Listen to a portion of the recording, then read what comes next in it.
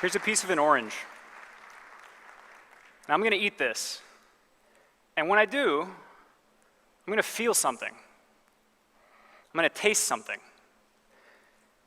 A transfer of information is going to happen.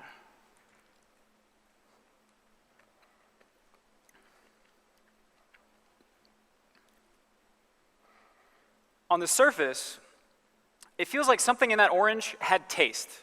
And I sensed it, and that was it. That's what that orange tasted like. That's how I always thought it worked. But what if I told you that the taste of that orange was a tiny fraction of what was actually going on there? And that there was a massive amount of additional information encoded in that experience. Not just about the orange, but about me and my surroundings and you and my past, present, and possibly my future.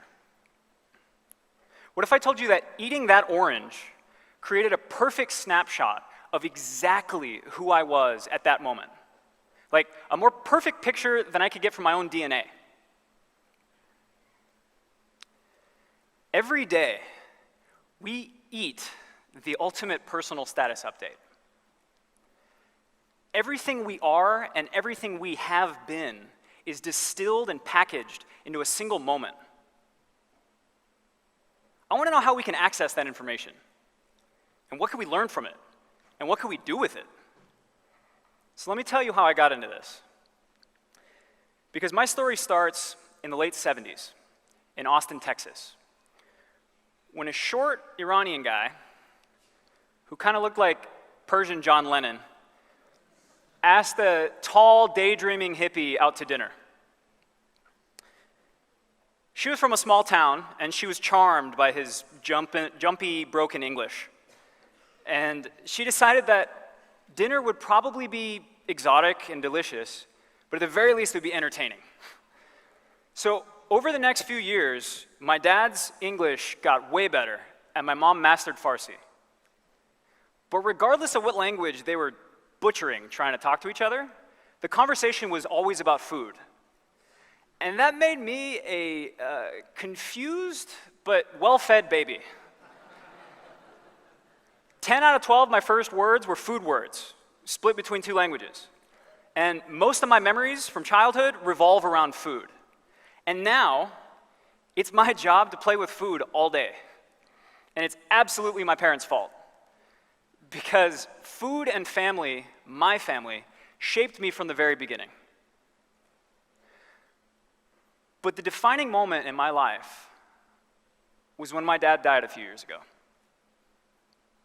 Now, this is not a sad story. My dad was a wonderfully hilarious and ridiculous human being. And he was just not a sad story kind of guy. But the morning after he died, I woke up to this suffocating sense of dread that I would forget his hands or his voice or his amazing ability to mistranslate the punchline of a joke and still have you laugh, usually at him. And it's apparently a very common fear to worry about losing memories that we cherish.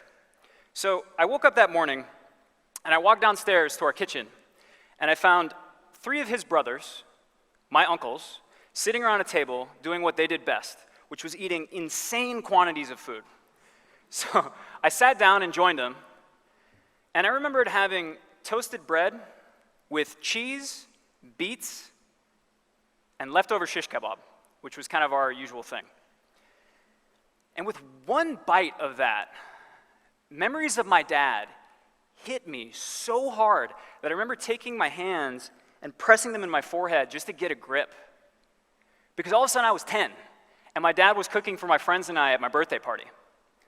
And then I remember being 16 and in a lot of trouble, sitting at a very silent, awkward, and tense breakfast table the morning after my parents found out that I set a field on fire with illegal fireworks. And then I remembered the last time I ever had breakfast with my dad. And it was wonderful. all these memories came out of nowhere in perfect clarity from a bite of leftovers. So at the time, I'd been studying biochemistry in college, and I'd fallen head over heels in love with the science of cooking. So I was in this mindset where I thought, maybe there's something about the science of eating, some secrets there, that would help me figure out what was going on, and possibly help me strengthen this connection that I felt to my dad. So I started researching what we knew about it. And the first thing I found was that in English, the word we use most often to describe food is taste. But taste is only the beginning. It doesn't come close to capturing everything that happens when we eat. And I found that scientists prefer another word, a more powerful word, to encapsulate that entire experience, and that word is flavor. Now, my first reaction was, I thought taste and flavor were the same thing. I use them interchangeably all the time, and I definitely didn't think that flavor was some profound philosophical concept that needed defining. But flavor is profound, and we can't even agree on exactly what it is yet. But there's a general consensus that it starts with all 5 of our senses. So the most obvious is taste. It's the one that we switch in and out with flavor all the time. But with just taste, we wouldn't even be able to tell or identify what foods are in our own mouths. Because our tongues are stupid. For real, you get sweet, sour, salty, bitter, and umami. And that's it. Smell is the sense that starts to layer on the characteristic identity of individual foods. So whether they're smoky, or floral, or fruity, or nutty. And you can smell things 2 different ways, both before and after you put food in your mouth. And it's that second type of smelling that causes your brain to combine taste and smell to tell what's going on. So what I mean by that is, if I eat this piece of candy, as it's on my tongue, I'm going to be tasting it. And at the same time, there's going to be aromas traveling up the back of my throat to be smelled. And the combination of the 2 is how I figure out what this candy is. So if I tried that same thing, holding my nose, it's almost impossible. Because I could taste it. It's sweet, sour. This is weird. But that's it. If I let go of my nose, it's amazing. It's like a spotlight turns on in my head. And I can tell you without a doubt that that's lime. So touch comes in, the third sense, and it builds shades of contrast on the first 2, with temperature, texture, and burning, and cooling, and numbing, and tingling. All those sensations that we get from hot chili peppers, and mint, and horseradish, it's touch, not taste. And at that point, you get hearing, which accents the whole ensemble. You get the percussive sounds of crunchy foods that echo through your jawbone. And you get the soft hissing of anything bubbly. And then vision comes in and ties everything together, because visual cues set our expectations and our context for what we're eating. Now, all these senses are not static. They're constantly changing depending on your genetics and your current physical condition. So I have a question. I have some questions. How old are you? Are you male or female? What time is it? Are you sick? When was the last time you slept? When was the last time you ate? When was the last time you smoked? All of this stuff affects how your sensory machinery works at any given moment, and that embeds another layer of information in the data that they collect. But at this point, that data is just raw. It's meaningless. It's paint, not a painting. Flavor is a painting, and our brains are the painters. And the process by which that painting is created is where our knowledge just drops off. And it's in this sort of gray area that I think this vast wealth of information lies, waiting to be discovered, and where I think I might find my most profound connections to my dad.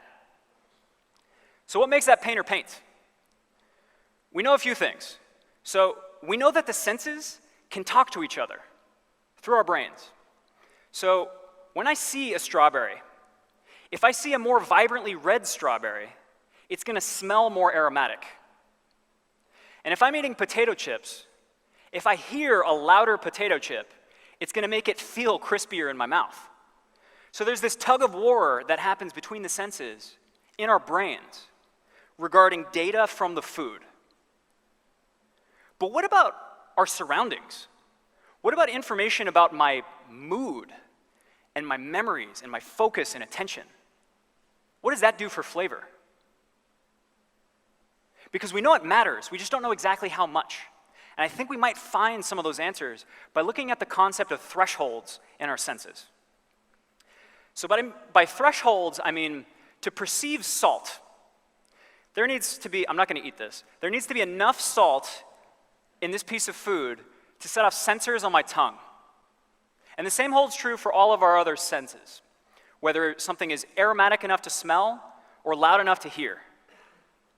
So if we have thresholds for all of our senses, do we have thresholds for the other half of flavor? Like, is there a point at which my memories or my attention start to affect the flavor that I perceive when I eat? So I think that, for instance, eating seafood is way better when you're near the ocean. But what I want to know is, exactly how far from the ocean do I have to be to affect flavor? Or how vivid and grotesque do my memories of food poisoning have to be to affect how I feel about milk? Or how tired do I have to be to affect the flavor of coffee? Or how in love do I have to be to affect the flavor of chocolate? Now, with the senses, we can actually lower our thresholds and get more sensitive, better at detecting subtle signals. So can we do that with the other stuff? Are there ways where I can train myself to become more in tune with culture or memory and connect with those things better when I eat? Now, the craziest thing about our senses is that even below the lowest threshold, our experiences are still affected. Salt still affects your perception of flavor, even when there's so little salt that you can't pick out the saltiness itself. And there can be particles, tiny pieces of food in a sauce that are too small for your tongue to be able to read them and say, these are lumps. And even though you can't consciously pick them out, they affect the way that fluid moves around in your mouth, and they affect the texture. So these things are in the background.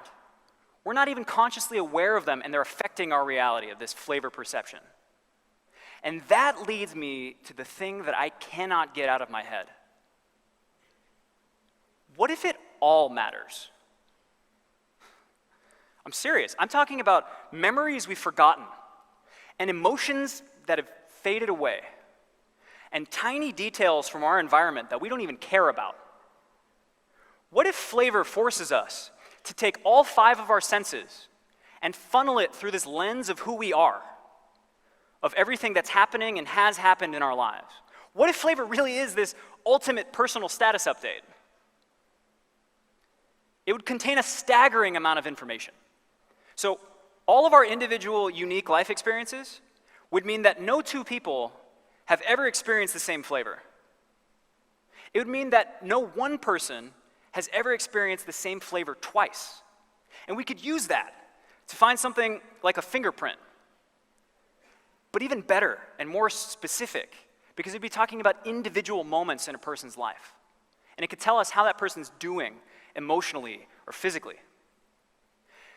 And all of our interactions around food and in the vicinity of food would mean that flavor could connect us in some really wild ways. So anytime you eat in the vicinity of another human being, you form part of that person's permanent flavor record, flavor memory.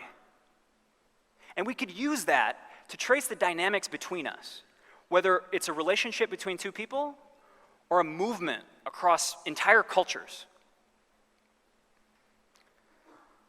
Reality check. This is going to be hard. We're talking about the intersection between our food, which is complex, our bodies, which are complicated, and our minds, which are usually crazy. So to unearth flavor and use it as a societal or personal litmus test or X-ray, we're going to need to figure out a way to study all of this at once. But luckily for us, it's possible now, because this is the era of big data. So computer people tell me. I mean, we've figured out how to decode genomes and map entire systems that for a very long time we thought were impossibly complex. So we may not be far from figuring out a platform on which to study flavor, but it doesn't even exist without people. None of this matters without human beings eating food. There is no flavor until that thing is inside of your mouth. So if we're going to get anything from flavor, even learn how to define what it is, we need to get used to talking about it more. So I have a homework assignment. The next time you eat anything, experience what you're eating. Check in with all 5 of your senses and see what each of them is telling you and contributing to your experience. And then stop and think about where you are and how you feel. And please, think about who you're with and what you remember. Because the flavor that you experience is going to be wrapped up in exactly who you are at that moment. So take that moment to see what you might discover. Thank you.